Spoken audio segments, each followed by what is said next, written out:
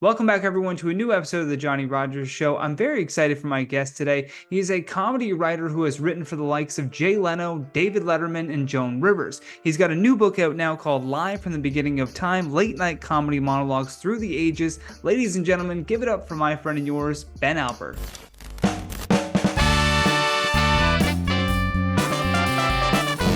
I'm excited to actually get the chance to sit and talk with you a bit, especially about your new book, Live from the Beginning of Time, Late Night Comedy Monologues Through the Ages. You are famously a monologue writer, primarily monologues too, but you did Joan Rivers as well for Joan Yeah. Rivers, Jay Leno, and David Letterman. I guess what inspired you to write this new book? Um, well, I guess what inspired me was I've always enjoyed writing either monologue jokes or just jokes about current events. I still do two weekly newsletters that are just basically jokes. One is for local news in the Massachusetts area called Bay State Bombast, Mm. and the other one is called Ben Alper's News and Jokes. People, they're subscription based. People, pay a fee and they get they get for each one they get 10 jokes a week. I love Uh, that. What a world and, we exist in though, where someone can like just pay you for like a weekly dose of like a hit to their serotonin or whatever. well, Like, it's a yeah. grind, but I like, it's Yeah, no, that's it's so it's I fun. like doing it. I mean, I'm basically a news junkie and a Yeah. political junkie, so it's always gone. It's always worked well with me because I just like following the news, and so I continue to do those, and they're a little different in a sense that when you're writing when you're writing jokes that people are going to read, they're different than Hmm. if you're writing a joke that someone's going to tell, like a comedian or a talk show host. They're just a little different. Yeah. And it's the same thing with the book. It's the book. Well, I'll go back. I'll go to the beginning with the book. The book. I was just on vacation a couple of years ago, and I'm walking along one morning, and I'm thinking, what if they had monologues? If from the very beginning of time they were late night talk show hosts, and they did monologues about the news of the day. So that's essentially how the book got started. And I just Oh, I started love that. writing these monologues, and I knew it was going to be a book, but I didn't really think about how it was going to be organized or anything. I just started thinking about events like Mm. um, you know Oh, the the one dis that the discovery of the wheel or Discovery of Fire was definitely my favorite so far. Like this is I actually laughed, people jokingly say LOL, I actually laughed out loud. It's amazing what you can do with fire, like burn to death. And that one does seem to be a yeah, favorite. you just put yourself back in that time period of thinking of, imagine, Neanderthals are watching some person make jokes about the invention of fire and how new it would have been to them, and how, the possibilities of what they could do with this newfound thing were just endless. And then still taking it to the nihilistic approach of just like, it could kill you. It's a new thing that could kill you. Well, it's Uh, on one hand, I know people are looking at they're reading this and they're looking at it from our standpoint, looking yeah. back. You really But have to put on the yourself other in the hand, mindset of that time period. yeah. Yeah, But I yeah, still, when I wrote these, I still imagined a guy was standing up in front of an audience telling jokes. yeah, yeah. And I realized, maybe there were people back then standing up and telling jokes. But I still, for each one of these, I did think in terms of a guy is up talking about the events of the day. Hmm. So, and another advantage of it is when you're writing jokes for late night and you tell a joke about something that happened that day, about a week from when the joke was told, it's the joke is finished. It's past its prime. Yeah, yeah. So it was nice to be able to write things that sort of someone timeless. described to me are evergreen. They're just, Yeah. you know, so that was a really nice and satisfying thing about doing it. Yeah, because it gives you for the first time like a break. Like I imagine when you're, putting together like a packet for Jay Leno of like a bunch of different jokes that have happened that week. It's pressure, right? It's like, okay, I gotta come up with something now. How did that get started for you? Did you just get his address and think, because the best part about like comedians for me, whether they're comedy writers or comedians that go on stage or make sketches and videos, is that at the beginning at least there's this delusional confidence that like I'm funny. I can, you know what I mean? I can do this. Like, because there's people that think they're funny and then they try to make a joke and it doesn't go well and then they never try to make a joke ever again. They shy away from public speaking or anything like that. But how did that start for you? What was the first thought of like I'm gonna send this off? Well, number one, I'm not a performer and I know it, you know. But when I started writing in the very beginning, I was just doing a little local cable TV show where I wrote stuff and I had this little comedy group and they would perform them. And I did that for a few years. This was a few years out of college. And, like a lot of people, people tell you you're funny when you're starting out, but I'm not, I didn't have that kind of confidence that I thought, man, I'm brilliant. I was the opposite. I was going, yeah, Uh, this guy said I was funny, but you're like, how do here's I know something. It I'm probably funny? sucks, but take it anyways. So, the turning point for me was I finally decided, well, let me send out some material to various people and see what kind of a reaction I get. Because I really didn't even know what to do with it. Mhm. And I sent out I bought one of these books that was just full of addresses of celebrities and actors and agents. And I sent out a Which is crazy that whole that existed. whole pile of material. Didn't really hear from anybody, but I did get one very beautifully handwritten letter from Bob Newhart. He wouldn't want to hire me or anything, but he was just telling me that he got the material, he really liked it, he thought I was a very talented writer, and so on and so forth. And it was at that point I said, I guess I am funny. I guess I can do this. And I just kept writing, and I started off. The first jokes I sold were I think the first jokes I sold was to uh, it was a newsletter called the Electric Weenie, which it sounds funny. It was, Yeah. and it was a newsletter that disc jockeys subscribed to because they needed material all the time. Oh, So they would, true. if you were a disc jockey, you would subscribe to this thing and you would get, I don't know, once a month or once a week, you would get a whole bunch of jokes about the events of the day and whatnot. And then I started selling material to a guy named Bob Orban, who kind of did the same thing on a much larger scale. He was a kind of a well-known comedy writer. He also worked in I think it was Gerald Ford's White House, and Wow. he also wrote for TV in the early days for people like Bob Hope and stuff.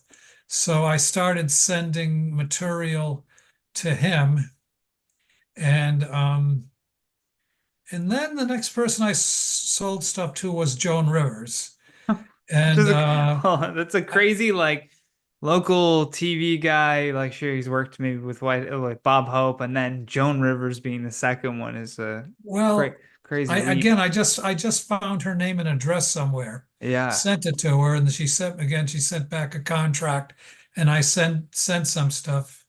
I've got a couple of jokes here I wrote for her or sold to her. How hostile was she? Picture Mrs. Godzilla with a bad case of PMS. Ugly. He was truly unsuitable for framing. He's God gifts to inflatable women. Typical Joan Yeah, Rivers yeah, yeah. jokes. Oh, that's great. And No, then couple of years later, this is when Jay Leno was started substitute. He became Johnny Carson's permanent substitute. Uh, Mm. and this was right at the end of Johnny Carson's run and right near the beginning of his. So I don't know why. I sent it was kind of interesting. I sent uh, Jay Leno two packages of material. I sent one to him in care of the Tonight Show, where he was substitute hosting, and I sent some to his manager. And a couple of weeks later, on the very same day, I get two letters in the mail. One was from the Tonight Show with your standard rejection saying, sorry, we don't look at unsolicited material. And the other one was from his manager saying, this is good. Here's a contract, sign it, start sending us stuff. That's crazy. So And did you send two separate packets like at the same time? yeah, I mean, I figured, what have I got to lose? Okay, so oh, that's a really interesting approach. What made you think to do that, to write it as two separate and send them? Because that's like to me that's so out of the box thinking of like one of these has got to get to them. Well, I know that if you send anything to a celebrity and it's unsolicited, chances are that it's going to be rejected. It has to be through somebody. Mm, But again, I just figured, what the hell? What have I got to lose? And and then I just happened to have been reading an article about his manager, and I just knew who she was. And I've always been a freelancer, and there's some people will say, I just can't take rejection. I just can't stand sending stuff and not hearing from people, or just hearing no. That's the one thing I never, I won't say it didn't bother me, but I got used to it. So I just knew, uh, to me, volume meant something. You just keep doing it and doing it, doing it, and sometimes 100%. you'll it'll work. And in this case, it did. So I just started submitting to him, starting right at the end of his Johnny Carson's run. And then when Leno took over, I kept writing for him up until the very last time, through the time where he got bumped by Conan for a little while, and then came back Right. till he was finished. And then when he was finished, I figured, well, that'll be the end of it. And then I have a friend who knew one of his producers, and she said, "Do you want to write for Letterman too?" And I said, "Yeah, sure." So within about a week or two after that, I was sending stuff into Letterman, Yeah. and I wrote for him until he left.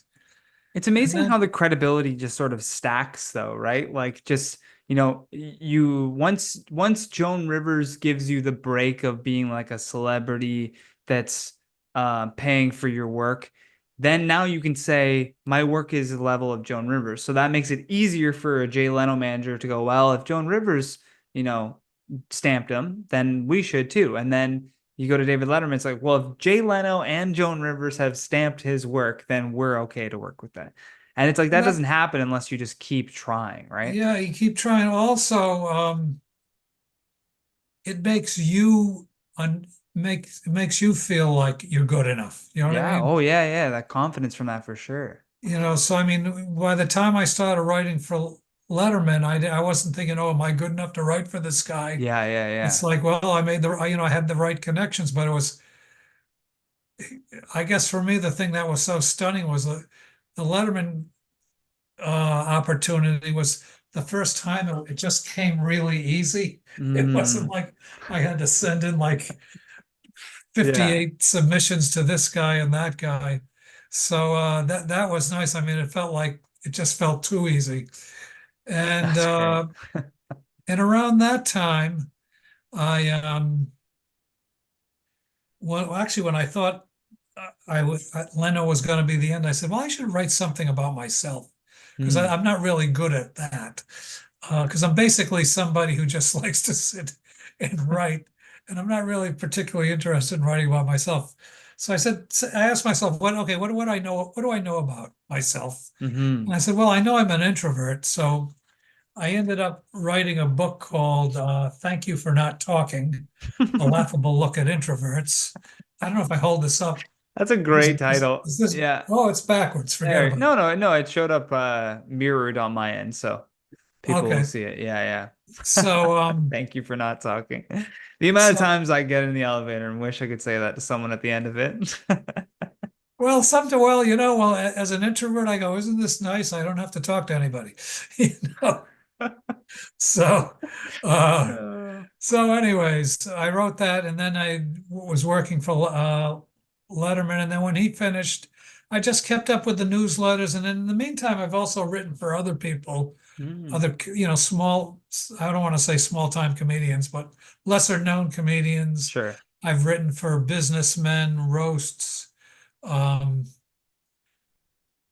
I, for a number of years ago, I was writing humorous op-ed pieces for a newspaper, things like that. Yeah.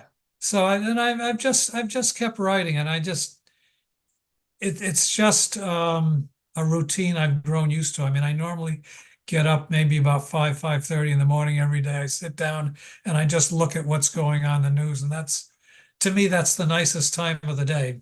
Yeah. And It's a better way too to process the information, I think, as well, is through joke form.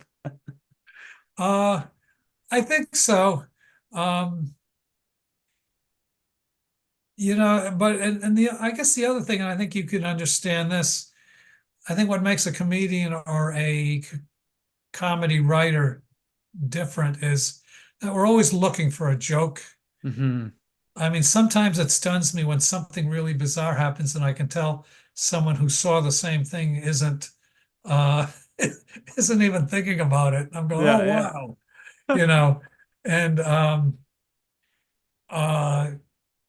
well, I'll give you another example because it has something to do with our conversation tonight. You said think of a word, Yes, yeah. and I think I said to describe myself or something. So I said enigma, and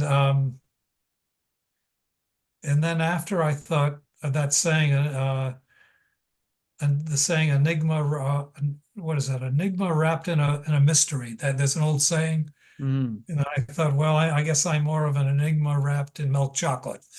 Uh, so my point is, it's just something I Yeah, just think yeah. about. Yeah. Just thinking about the joke. Where is the joke? Yeah. So What was it that's about the word enigma that draws you to that word? well, what drew me to it was I couldn't think of a word I was trying to think of, which was, I was trying to think of how the hell do I describe myself in one word? Yeah, And yeah. That's a better, you know what? I think you might have just at episode, what is this, 154 or something. You might have just helped me change that question because what I've always said to people was, um, come just give me a word. And I get all sorts of different words, which I find funny. It was very amusing at the beginning to put someone on the spot like that and be like, just give me a word. And we'll riff off of that word for as long as we can. And then we'll get into questions and whatever. It's just a fun theme to add to it. But I like it even more because the whole point of this podcast was for me to spotlight different people. To really make it about the guest, and for people to share the little network that I have with all these people's different networks. But I like it more of describe yourself in one word because then that even more so personalizes it for the guest. So thank you for that. I'm gonna actually change the question now to that because that's actually better. I have sometimes these half-baked ideas where I'm like, this is a good idea, and then I don't think like, can I make this better? well, that's you just keep grinding away. That's what it's Yeah. all about. Sometimes they just come up. That's so funny. Did you ever get to meet like anyone that you wrote for, like Jay Leno or David Letterman or I Joan never Rivers at met all? Letterman. I've spoken with Jay Leno on the phone. Never met Joan Rivers. It's I just it took me a while and this is probably why what I learned from the writing the book about introverts, even though it's a totally funny book, I had to read a lot about introverts to finally figure out what an introvert was. Mhm. And I realized that, I'm a guy who would just rather work alone in his office than be with a group of people. So the opportunity to meet a lot of people hasn't been that great with me, but it's Huh. not, apparently it's not something I was looking for. I mean, I have met Yeah, people. yeah. Uh, one of the nicest guys I ever met was John Candy. I didn't meet, a friend, this is when I was living in LA, and a friend um of mine sent him some material, and then he invited me up to his hotel, and he was had to be the nicest guy I ever met. So you meet people like that along the way. So I love that. So, after this book, do you have like a part two, like a monologues of the future that you're gonna write, or are you thinking of writing something more personal about yourself besides the well, introvert, like expanding on that? I'm working on another thing now, but I'm just working on the idea and working on the idea and writing stuff, and it will eventually come. Uh, sometimes, and this is another thing you can probably understand. Sometimes a joke comes right away, like the idea for the Live from the Beginning of Time book. I was just walking along, I was on vacation, and it just came to me, and I said, "That's it." Mm.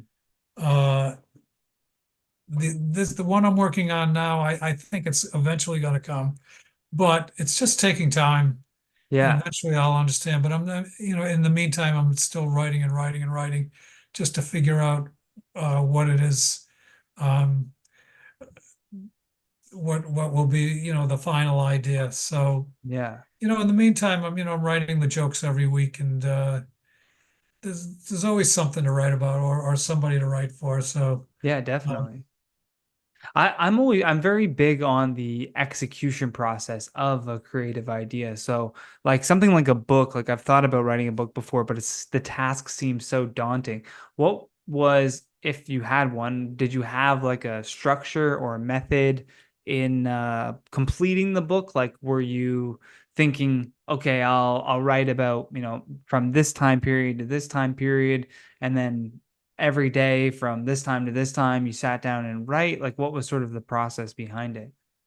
well, in the case of the introvert book, it's a series, it's a bunch of things. It's lists, it's little essays, top five reasons why you're a good introvert, top five reasons you're a bad introvert, uh little conversations going back and forth. And I just kept writing and posting it on a blog.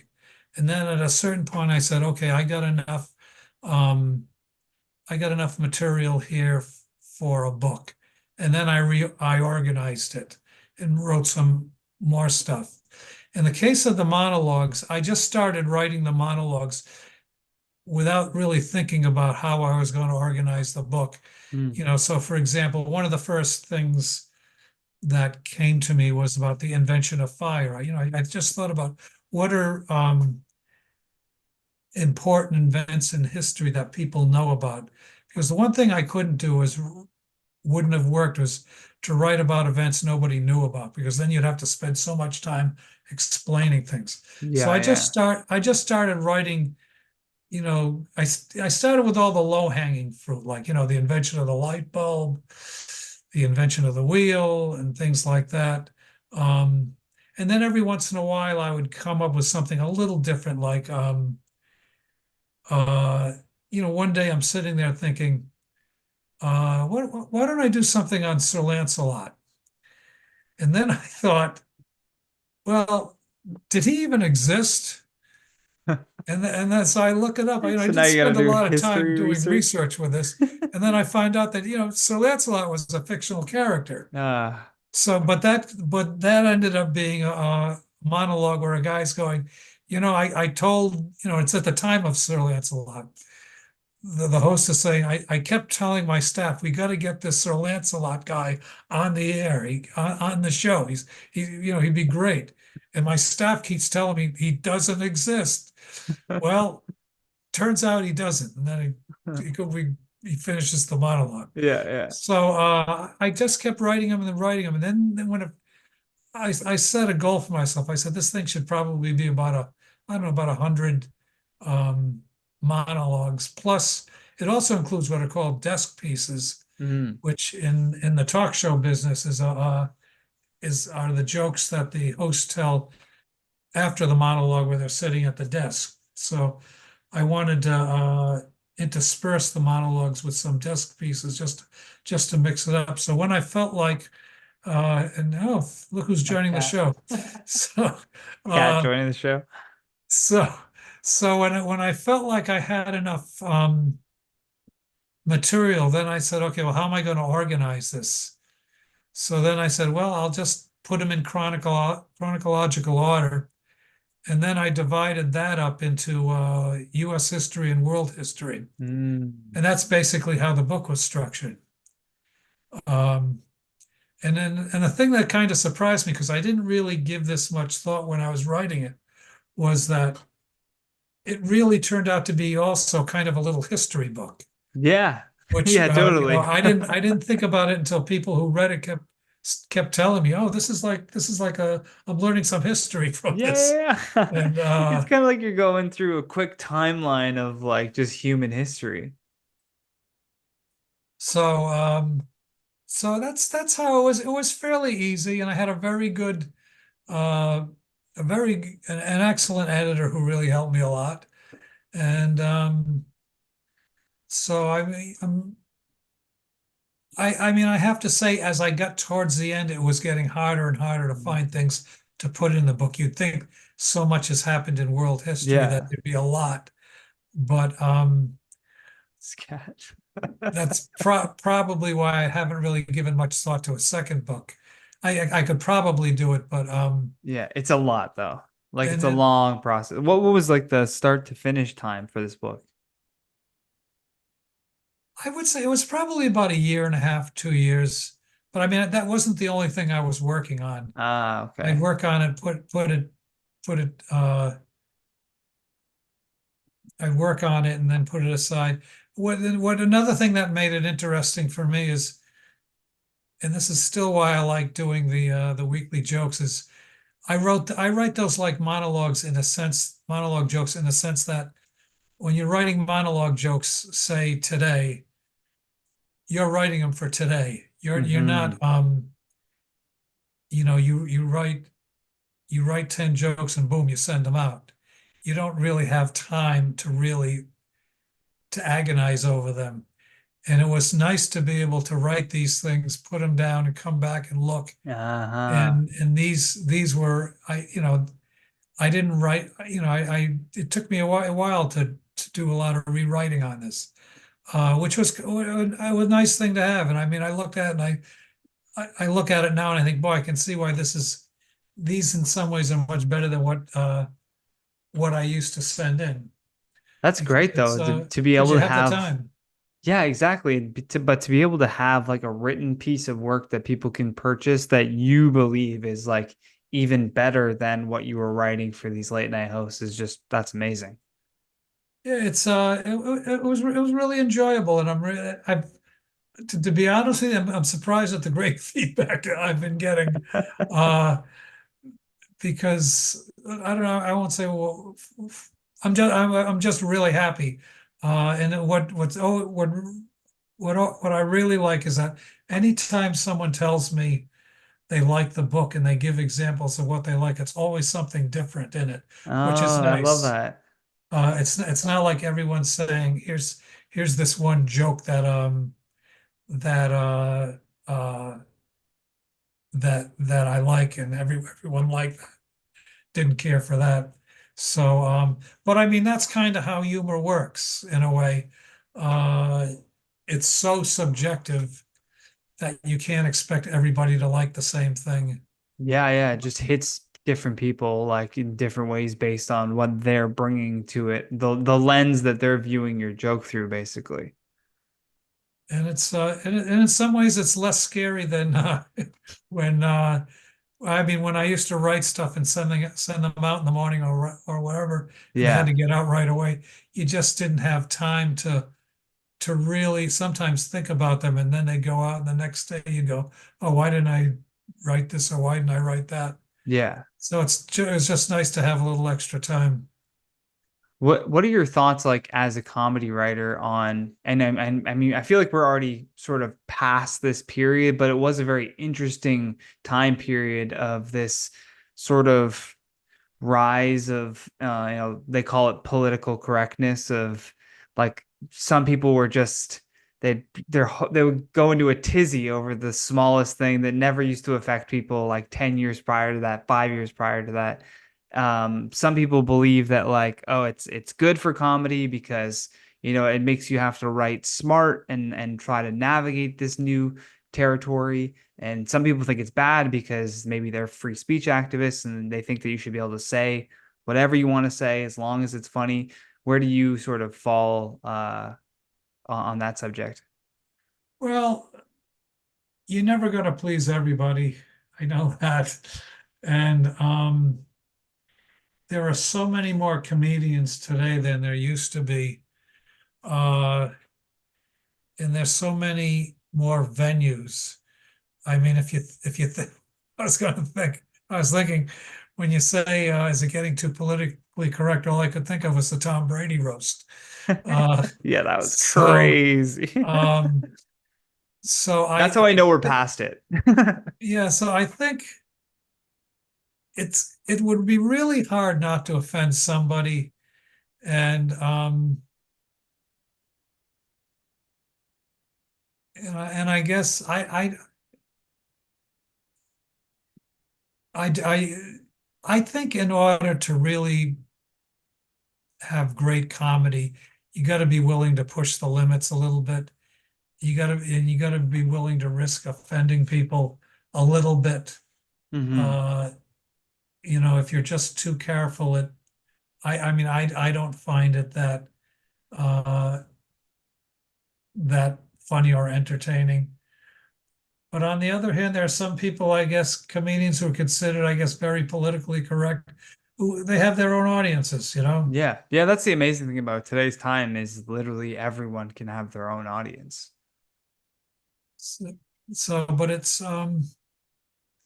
there will always be somebody who's offended. I mean, I'm offended by things, but Yeah, true. uh, I you love when I know, catch myself being offended at something and then I go, what am I doing? Why am I getting mad over this?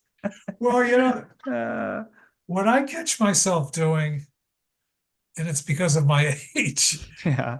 is every once in a while I'll be sitting there watching something and something will go a little bit too far or something, and I'll start to think, oh, that didn't seem right. And then I go, oh my God, I'm thinking like an old fart.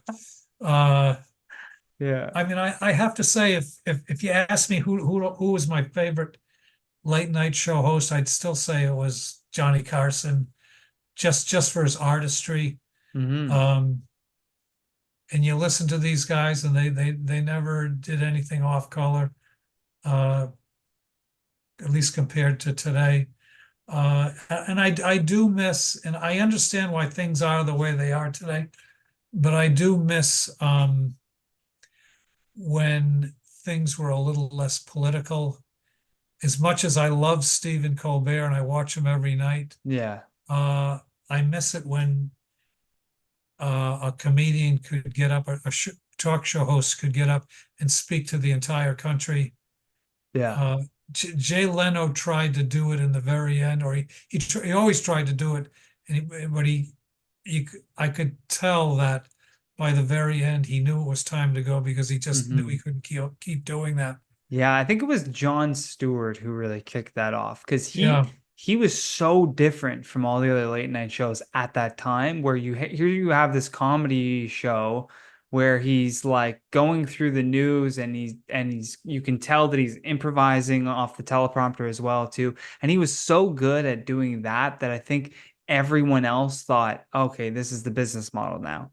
I have to also be like talking about specific politics, left, right, whatever side you want to be on, in order to get that same audience. When it's like, no, just keep doing your thing. Like, I don't need to hear what Jimmy Fallon's like politics are. I just want him to like laugh and have a good time and crack some jokes about whatever is happening in the news that day. It doesn't have to be politics. Well, that used to be the goal of a late night show is to, it's the end of the day, you're tired.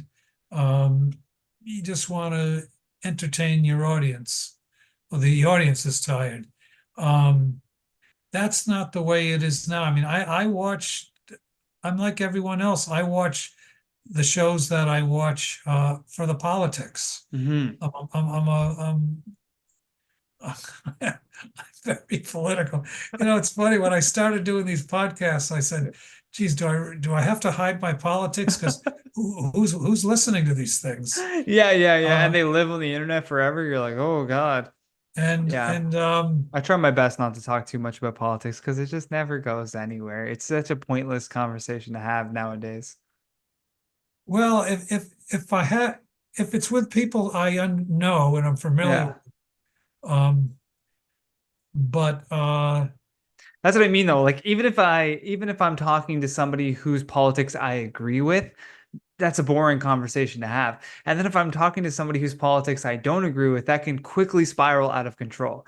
You know what I mean? Like yeah, it just becomes like a back and forth, like trying to, well, it becomes whataboutism essentially. Well, what about this? Well, what about that? No matter what side someone is debating. So I always kind of like skirt around that. But I think there's room for like I don't know if you've ever seen the Eric Andre show. I beg Um, your pardon? the Eric Andre show. Am I getting that I right? don't think I've seen him. Eric Andre. So Eric Andre is a comedian that started like a late night style show called the Eric Andre Show. But the whole goal behind the show was to make it the worst late night show you've ever watched. That's the joke is that like he's just terrible. Like he's rude to his guests and like random stuff happens where like a light will fall off the ceiling. Like it's like a poorly put together set. And like that was his one thought behind the show was I wanted to be like a late night show, but terrible. And it makes for some of the funniest like clips you've ever seen of just like different stuff that he does with these real celebrity guests that think they're coming on a late night show to promote their and they're just completely blindsided by this horrible host who like has no idea what he's doing, doesn't know who the guest is. I think there's real like market for sort of obscure comedy like that to break through all of this hyper politicization of like just media in general. Well, it's also just technologically we're in a very different time where, you know, it used to be there was the Tonight Show and nothing else. Yeah. Now there's so much and so many opportunities and, you know, just on YouTube. I mean, there are nights where I look around on TV and I don't see anything, so I just go onto YouTube and usually I'm looking for an old show or an old a documentary or something. But we're at a moment where you know, there's just opportunities for everything. Oh yeah. Literally like there's a guy named Shoe Nice. That's his YouTube channel, and he just eats different stuff. Like he'll just eat a light bulb. That's the whole YouTube video. You're like, what? Like literally anything, anything. It's absolutely insane what YouTube allows in some cases. Ben, there's a question that I ask all my guests, and I want you to think of yourself at 15 years old. So try to remember back to when you were 15. And the reason why I say that is because it's easier, I think, to think of yourself when you're younger than to imagine maybe what a young person now is going through. So if you can, think of yourself at 15, the phone rings and it's you now on the other end of the phone. You can give your younger self a piece of advice. What do you say? I would say don't worry about things. I was a very nervous kid. Um, all, you know, anything you worry about now is going to be a waste of time. There was nothing you could do about it anyways. Just try and enjoy life. Um, I was an extremely shy kid. I was an extremely nervous kid. Uh, I was, and I to the point where I was just physically sick a lot of the time. So I would just say, do not worry. It's not gonna matter. So that would probably be about it. It's good advice. No, I think Bob Marley gave sort of similar advice. Ben, thanks so much for coming on the show, man. If people want to get your books, they go to bennettalper.com. You can get it all on there. We've got And Live from the Beginning of Time, Late Night Comedy Monologues Through the Ages. And then your other book, Thank You for Not Talking, A Laughable Look at Introverts. I'll put the link in the description below so people can easily access that. okay, well, thank you so much. Yeah, it was a pleasure chatting with you. I know we only got to talk for a little bit at Molly's wedding, but it's nice getting a chance to learn more about you and to be able to share the book for people. Okay, no, I really appreciate that. And did Tom did Tom gave me the book, so that's why I oh, was okay. like, okay, I got to get Ben on the Yeah. show. So you're related to Tom, right? Yeah, yeah. Tom would be, I think, uh, we were trying to figure it out. I don't know if it's second cousin or first cousin once removed. I'm not sure how those things work, but Oh, yeah. he's an interesting guy. Yeah, yeah, yeah. I did a podcast with him too, and we went through because he's been studying well the maternal side of my family's lineage for since the 70s, I think, like for a very long time. And like just this whole podcast where it was just about like two people in our family. It's just like it's interesting like how much he knew about family lineage. What amazes me is he loves jazz. He knows more about jazz than anyone I've ever met. Oh wow, I'm gonna have to ask him about that. All right, Ben, I'm gonna let you go. I'll send this link to you when it goes up. It should be, if I look at my calendar, I think this episode will release later in October, October 11th. I really bank these episodes. Okay, well, no That way I never rush. fall behind. Okay, So you'll see it all getting promoted in October. okay, All right, have a good rest of your night, Ben. okay. Thanks a lot. Take care. Take care. Bye. You've been listening to The Johnny Rogers Show. New episodes air every Friday at 8 p.m. Eastern Standard Time.